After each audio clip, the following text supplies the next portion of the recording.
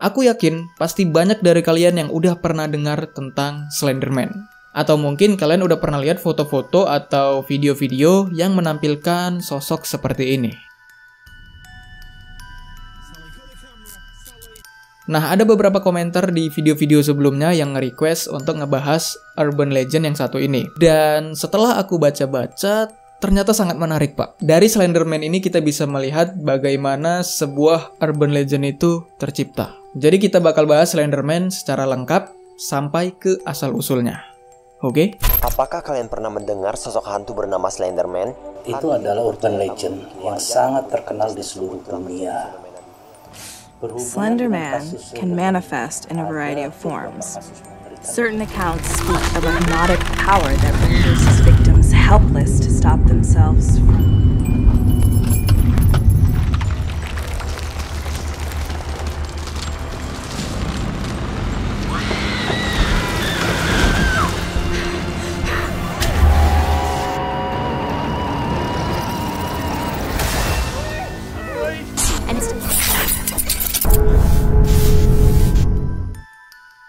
Slenderman kalau diartikan secara bahasa itu artinya pria kurus. Dan ya panggilan itu sangat sesuai dengan penampilannya, dengan wujudnya. Slenderman digambarkan sebagai pria bertubuh tinggi dan kurus. Dan tubuhnya itu tidak proporsional. Maksudnya tingginya itu agak lain coy, agak aneh. Karena dia memiliki kaki yang panjang dan juga lengan yang panjang. Nah, jadi tidak proporsional. Dan di bagian kepalanya dia tidak memiliki fitur wajah. Seperti mata, hidung, mulut, telinga, atau bahkan rambut. Dia botak.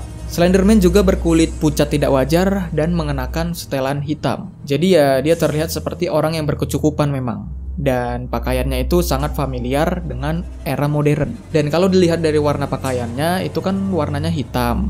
Nah, warna hitam ini bisa aja bermakna kematian.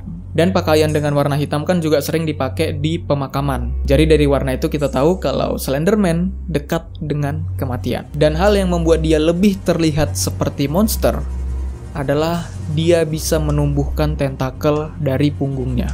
Biasanya Slenderman diceritakan suka menguntit anak-anak, membuat trauma, mencuci otak korbannya, menculik anak-anak, atau bahkan memakannya. Tapi terkadang dia juga menargetkan orang dewasa. Cuman fokus utamanya memang ke anak-anak. Dia biasanya ada di tempat-tempat yang sepi di sekitaran hutan. Tapi ya nggak menutup kemungkinan kalau dia itu juga muncul di pemukiman warga. Nah, kalau kita nggak sengaja melihat Slenderman, entah itu dari kejauhan atau nggak sengaja gitu ngelihat dia, Slenderman bakal menguntit kita. Dan mulai dari saat itu, seiring berjalannya waktu, Slenderman bakal menjadi sering muncul. Semakin lama, semakin sering muncul. Dan ya hati-hati buat kalian yang udah melihatnya. Siapa tahu kedepannya kalian bakal diikutin terus, kemudian dimakan. Asal-usul Slenderman.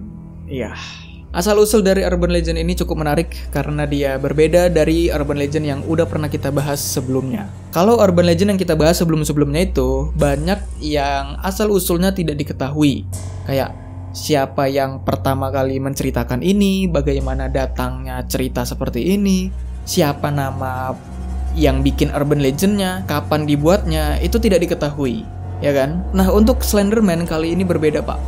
Kita bisa tahu siapa orangnya yang bikin, kita tahu kapan tanggal urban legend ini lahir, dan bagaimana perkembangannya sehingga meluas di masyarakat. Kenapa bisa seperti itu? Karena urban legend ini diciptakan dari internet. Ya mungkin kalau kalian udah nonton videoku tentang The Backrooms, kira-kira itu juga sama sih. Dan yap, ini adalah makhluk atau monster yang diciptakan dari internet di abad ke-21 atau di era modern sekarang ini. Nah, gimana ceritanya Slenderman ini bisa menjadi urban legend?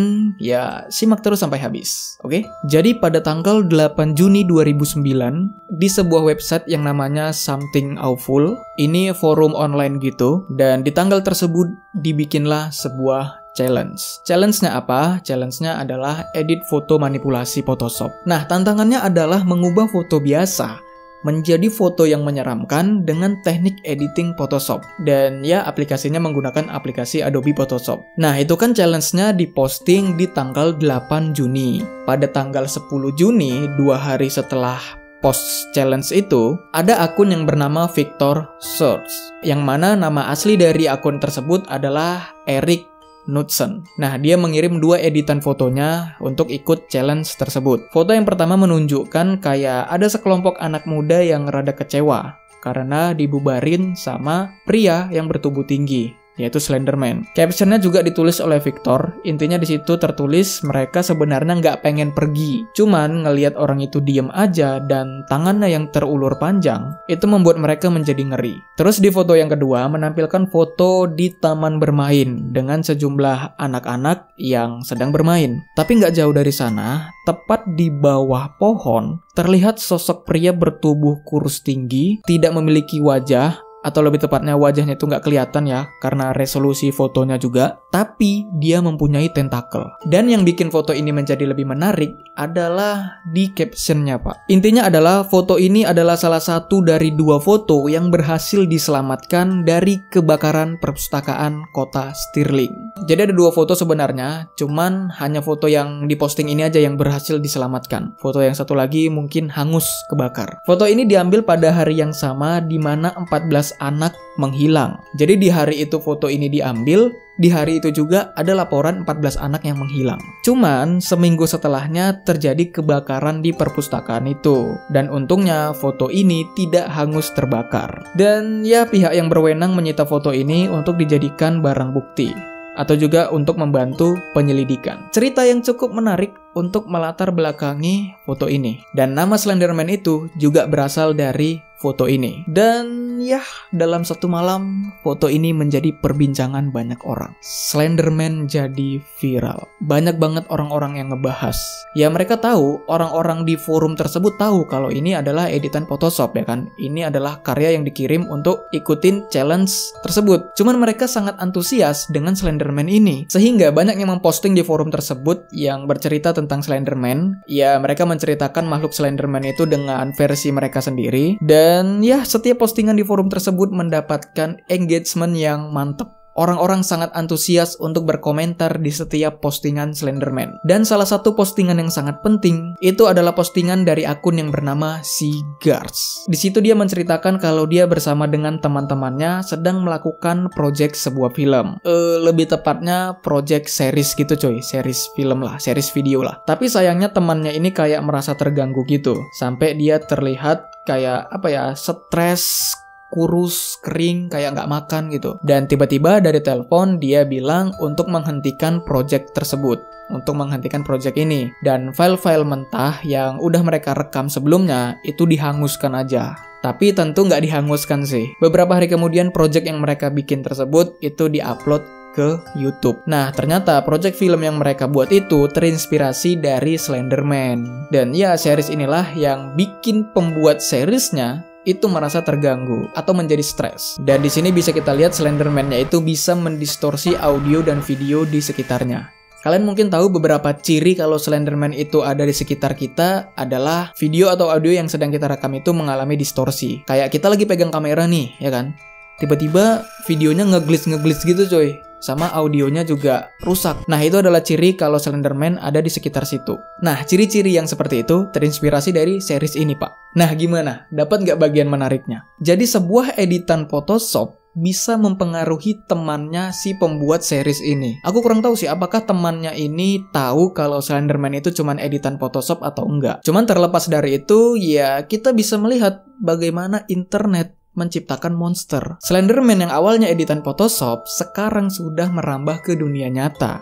Dia sudah menakuti orang-orang di dunia nyata. Simpelnya ya Slenderman ini adalah cerita fiksi, cuman dianggap nyata. Dianggap Slenderman itu beneran ada. Jadi di sini garis pemisah antara cerita fiksi dengan kenyataan itu sudah mulai pudar. Gitu. Gimana?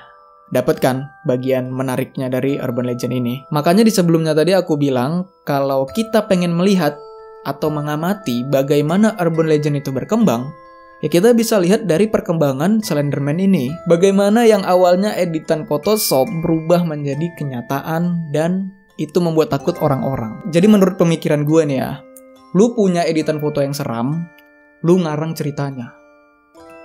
Boom. Karya lu bisa jadi Urban Legend kalau hoki. Pemikiran gue ya, Lu punya duit, lu punya kuasa. Oke.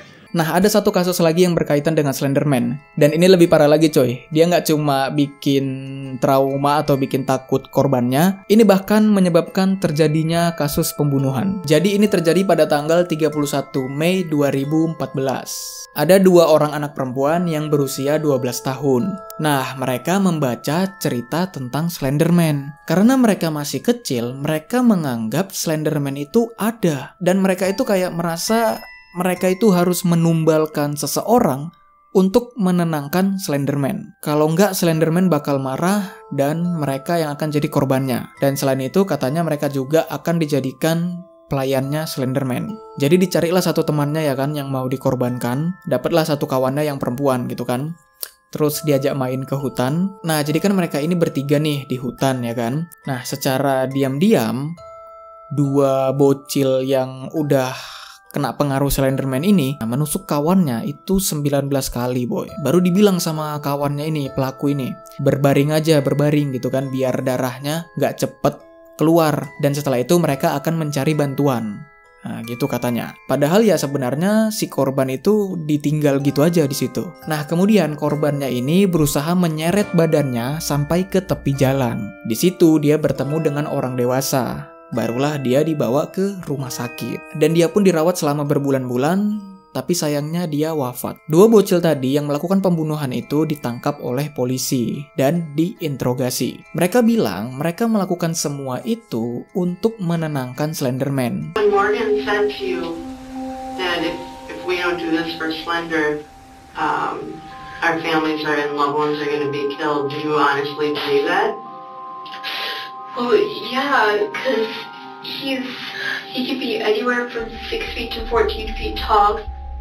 He constantly wears a suit. He doesn't have a face. His skin is white. Dan mereka dijanjikan kalau mereka mempersembahkan sebuah tumbal, mereka akan menjadi pelayannya Slenderman. Ya, polisi juga bingung ya kan. Ini anak 12 tahun udah ngelakuin pembunuhan. Ya, pastinya itu perbuatan yang salah. Cuman mereka masih anak-anak cuy. Nah, jadi tunggu mereka dewasa dulu baru diadili. Dan itu terjadi pada tahun 2017. Umur mereka itu kalau nggak salah udah 15 tahun atau 16 tahun gitu. Dan mereka berdua ini diadili secara terpisah. Dan ya mereka berdua mengaku salah cuy. Akhirnya yang satu dihukum penjara 25 tahun. Tapi yang satunya lagi dihukum penjara 40 tahun. Dan itu penjaranya di rumah sakit jiwa. Dan ya tentunya kasus ini menimbulkan kepanikan moral. Gara-gara baca mengenai Slenderman, mereka jadi melakukan tindakan pembunuhan. Slenderman buatannya siapa? Buatannya Victor Source. Cuman ya yang namanya internet itu memang liar coy. Nggak bisa kita atur dunia internet itu. Jadi yang bisa kita atur adalah tontonan anak-anak tersebut. Jangan sampai karena anak-anak ini menonton mitos yang sebenarnya tidak terbukti, tidak valid, mereka percaya dan mereka melakukan tindakan kriminal. Seperti kasus 2 bocil tadi. Gara-gara nonton Slenderman, dia melakukan pembunuhan. Terus tanggapan pembuat Slenderman ini tentang kasus ini apa bang? Dia sangat sedih sih coy. Dia sangat menyayangkan hal tersebut. Cuman dia nggak mau komentar banyak mengenai kasus itu. Dan ya banyak lagi kasus yang disebabkan oleh Slenderman ini. Dan kebanyakan pelakunya itu anak-anak. Ada yang menusuk ibunya sendiri, ada yang membakar rumahnya sendiri, dan lain-lain. Sama seperti Wendigo dan semacamnya, sekarang Slenderman itu dijadikan kambing hitam untuk orang-orang asing yang menculik anak-anak. Maksudnya itu ya sosok Slenderman ini memiliki makna kalau orang asing itu siap untuk menculik anak-anak kita. Kita? Intinya anak-anak ini dijagalah, jangan sampai diculik sama Slenderman, atau jangan sampai diculik sama orang asing. Gitu brother. Oke? Berhati-hati. Dan ya di era sekarang urban legend ini bisa meluas menembus sosial dan budaya. Kalau dulu menyebarnya kan di budaya tertentu aja, ya kan, di sekitaran kota tersebut atau di negara tersebut. Tapi dengan adanya internet, kalau ada urban legend yang lahir, itu langsung menembus sosial budaya coy. Langsung menyebar ke semua orang. Nggak menyebar ke kota ini dulu atau ke negara ini dulu, langsung menembus sosial dan budaya. Itulah, semoga kalian paham lah. Dan ya, di era sekarang, internet bisa menciptakan sebuah monster. Oke, itulah pembahasan kita tentang urban legend Slenderman. Ini adalah salah satu urban legend yang tercipta dari internet. Sama seperti The Backrooms, kalau kalian udah lihat pembahasannya, The Backrooms, itu juga tercipta dari internet. Dan satu lagi sebenarnya ada satu makhluk lagi yang tercipta dari internet, Tapi nanti kita bahas ya. Terima kasih udah nonton dan sampai jumpa di next video.